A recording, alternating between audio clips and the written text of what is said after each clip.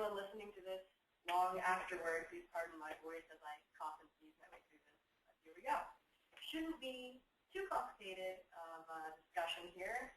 It's just that the online application is a bit convoluted, but with this step-by-step instruction, should be pretty easy to get through. Here, give it a shot. Okay. So in terms of applying for the exam, if you're here in the audience today, my one audience member, maybe you will be applying in August, in which case the deadline for your application is July 31st. And you can start getting that together June 15th. Okay. Yep, got it. The test dates are throughout the month. Thank you so much. So once you apply and get your application accepted, you'll just pick any date and time that works for you. And it's through Pearson, so there's a variety of different locations where you can take the test.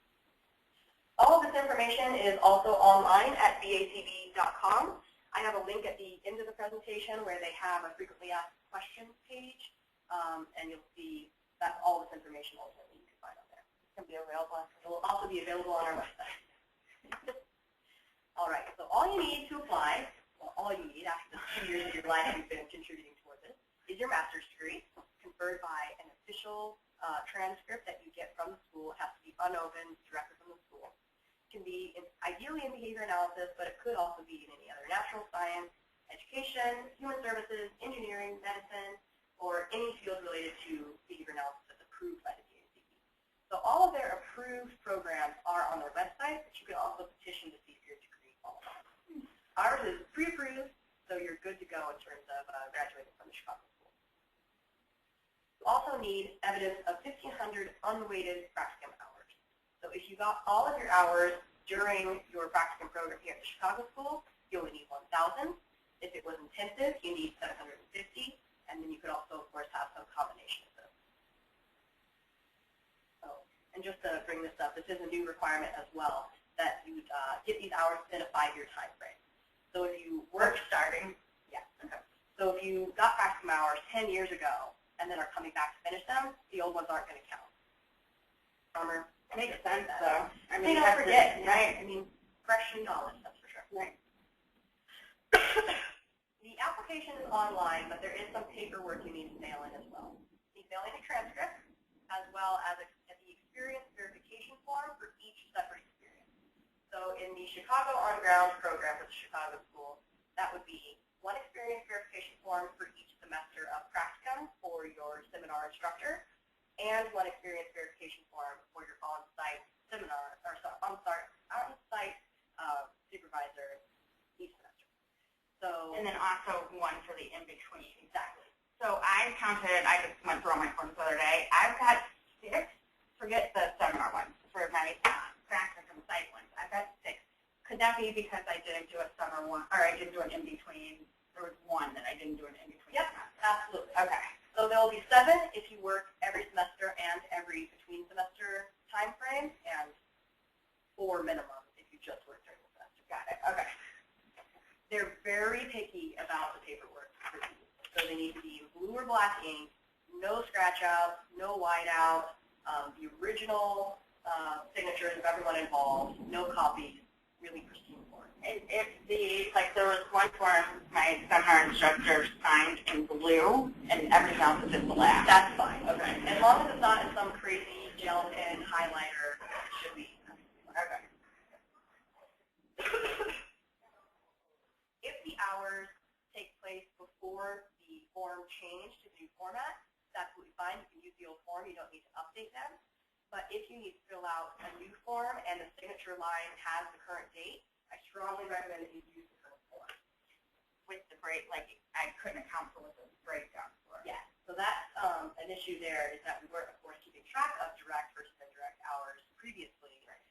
So just leave that area blank. Okay. Correct. I've got all new forms. So you have all those experience verification forms, your unopened official transcript. Then it has to include your conferred degree, by the way. So it has all of your BCBA required classes as well as an indicator that, yes, you have your master's degree. Does Chicago School send both of those? It doesn't have to be like a degree certificate. It'll say on your transcript. Yeah.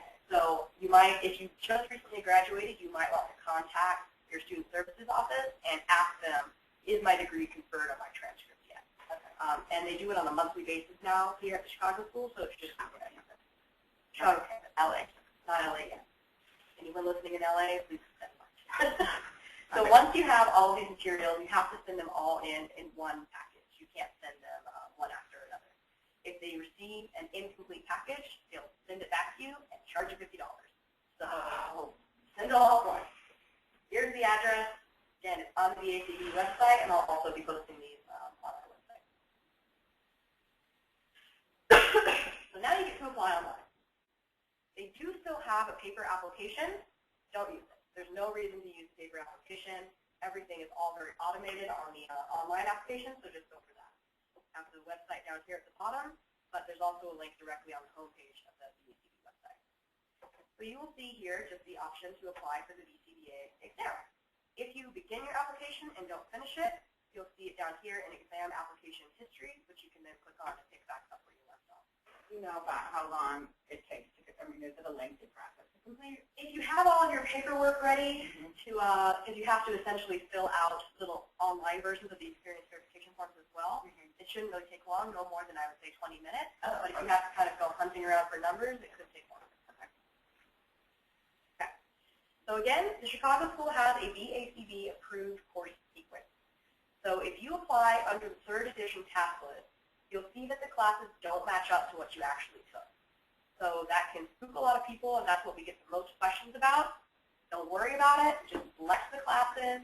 They'll see your transcript that you took all the required classes and that it's approved being from the Chicago School, and they'll approve your application, no problem. But it will look different. Are you going to talk about a bridge course at all?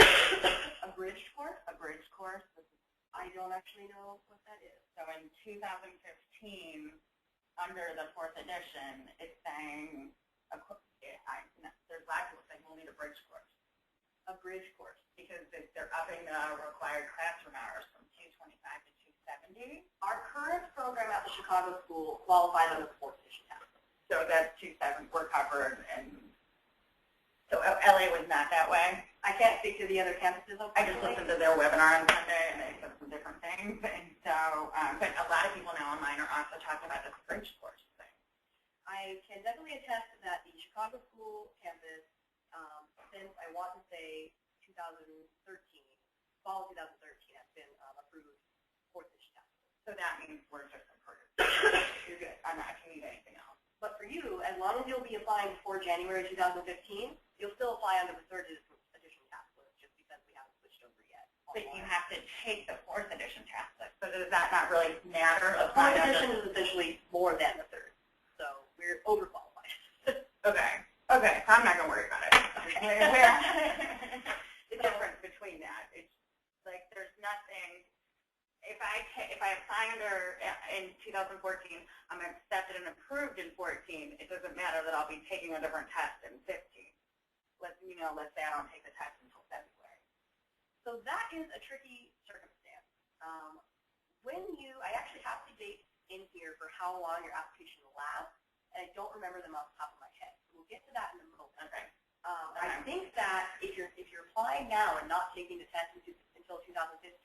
I think you do have to apply under the 4th edition task list because that's the test you'll be taking. Okay. So definitely keep that in mind if you don't plan on taking the test right away. Because I think that's where some of my confusion is. Okay. So we qualify under both 3rd and 4th, and I'll show you different ways to sign up with them. Okay. Okay.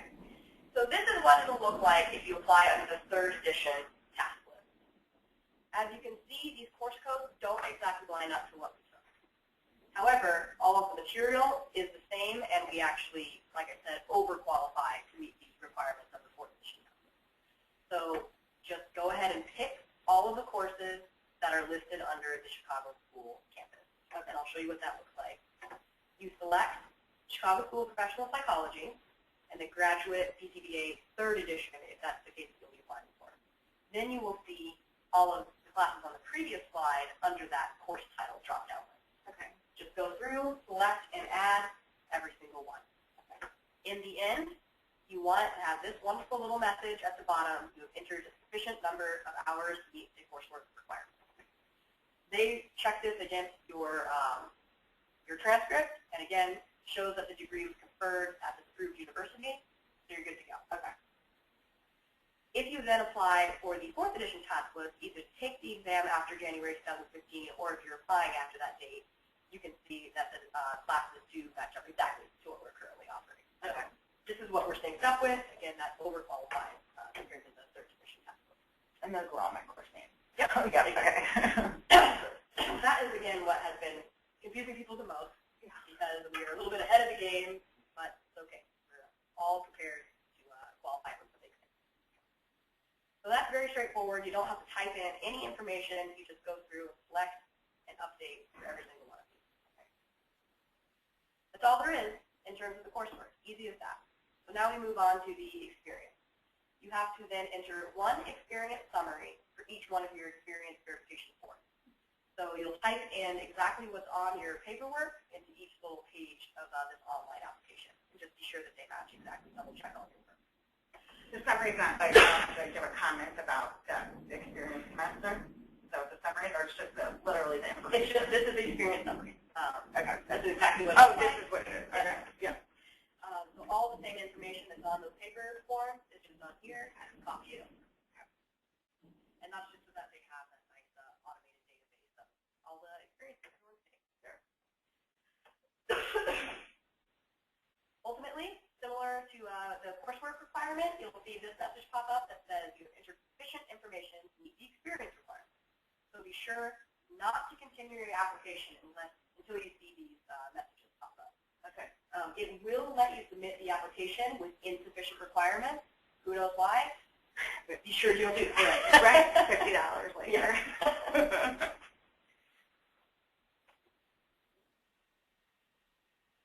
So then you'll see that all of your application requirements have been submitted, and again, you'll get both of those little messages up here saying that you have sufficient coursework and sufficient experience requirements. You have your wonderful fee here. I do want to warn you that this is the fee to apply. There's another fee to actually sign up to take the test. Again, if you get your application returned, it's a $50 fee. You don't know what it is to take the test. I want to say it's $100. Again, I have that at the end, I think, here. I'm pretty sure it's here. Yeah. So it does have the option here that if you are, for instance, wanting to take the exam in August, and it's already August, you can expedite the application. It's half again as much as the exam fee itself. So don't do that, right? Just wait. Just wait till the next exam period. Right. It'll be okay, right? Okay. So your application is submitted. I don't believe you get an email right away saying that it's submitted, but I haven't had any reports of it failing to go through. Okay. With that being said, people at the BCBA should be responding to you within 2 weeks to let you know that they have all of your documentation. If you don't hear from them within 2 weeks, don't hesitate to email them and just check in. But 2 weeks. Yeah. And that's directly from their website, so you shouldn't be harassing them too much. So once they get all of your paperwork, you're going to go through a pre-review process, and if they find that you don't have all of the necessary paperwork, they will keep your application open for 90 days. So you, despite having to pay that $50 fee, you can send them supplements to paperwork. If they find that they need to audit your paperwork and allow you to send in the weekly forms to verify that you got all your experience, they don't charge you for that, but you do need to keep it on hand and be sure to send that in within 90 days. Here at the Chicago campus, starting since last semester, I believe, we have all of the weekly forms scanned. Prior to that, they're on the ADP database. So even if you don't have your paper copies or copies of your own, you should have them all archived. Okay. Make sure that you sign up with the application with an email address that you're going to check regularly. Excuse me. That's the only way that they're going to have to contact you, so that's where they're going to send all of your information about your test date and such, so be sure to check that. Do you know, does our Chicago school email address go down at this point, or it's just going to be like alive for people to use? I honestly don't know. What's the question? When you graduate? Yeah, like does my email, Chicago school email, go down? Like, am I unable to use it? I believe it's active for a certain amount of time, and I think you can contact the school if you want to continue. Yeah. Okay. Thank you. I believe that's how that works. Okay. So we already had a talk this week about actually taking the exam, but also in a little bit of information here too. Again, once your application is approved, that is when you will select the test date and time. It's automated through Pearson Teams, so it's all going to be online.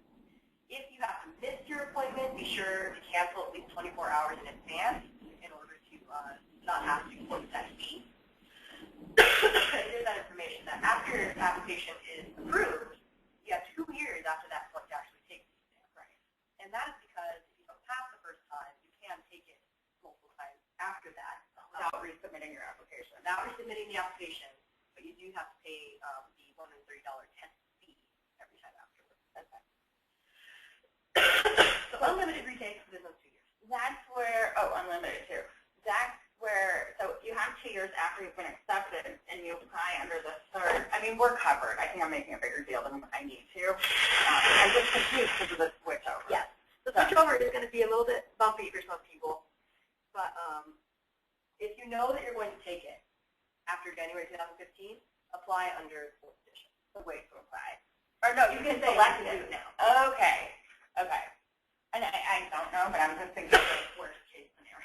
At this point, I'm not a good test taker, so I don't need to prepare for all that. We've definitely covered the material for the 4th edition. Yeah. Right. They said that from day one, so that's good.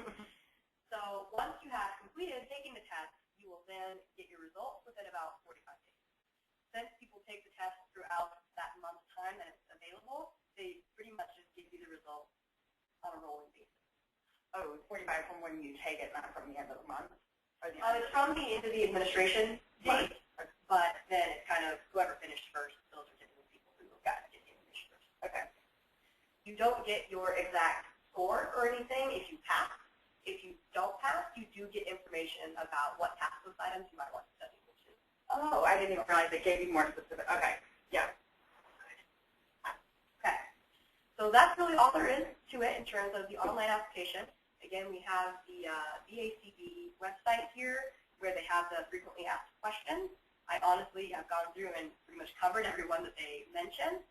One additional point I wanted to bring up is that they do make disability accommodations. So as long as you let them know in advance that you need extra time or different apparatus, they will prepare for that. But if you don't include that information on the application, obviously Pearson will take care of it for you. So be plan ahead for that. This is going to be on our website, which I have here. I guess you can't access this website name unless you write it down right now. So I can't because Jen actually emailed me the other day. Yes. So we also have information about the exam as well as all the different paperwork you need up on our website under important documents. Okay. This went even shorter than I thought it would. Are we like 20 minutes in? Yeah. Great. Like a 20 minutes. Are there any other questions I can answer for you? No. No, this is so helpful. I'm so glad you guys are all doing this, and maybe more people will listen on the site.